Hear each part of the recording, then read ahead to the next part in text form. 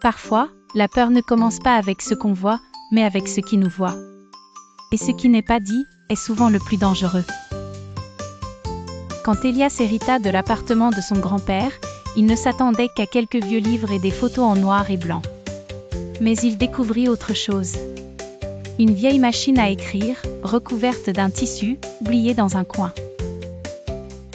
Elle attira son attention. Elle ne fonctionnait pas à l'électricité, mais semblait intacte. Il la ramena chez lui, juste pour décorer. Il ne savait pas que ce serait le début de son cauchemar. La première nuit, vers 3 heures du matin, il se réveilla au son de claquements. Comme si quelqu'un tapait frénétiquement à la machine. Il entra dans le salon, personne. Mais dans la machine, une feuille toute fraîche.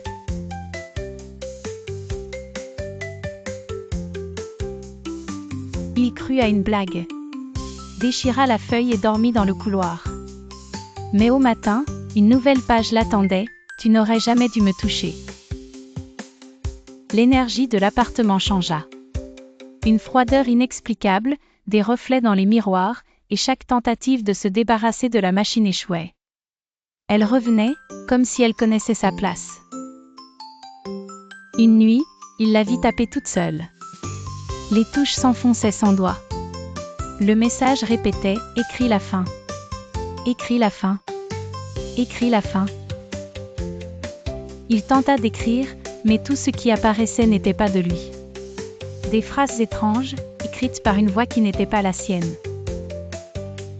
Le lendemain matin, Elias avait disparu. Pas de trace de lutte. Tout était intact, sauf le miroir. Son reflet n'y était plus. Sur la machine, une dernière phrase, le prochain pensera que ce n'est qu'un objet de décoration.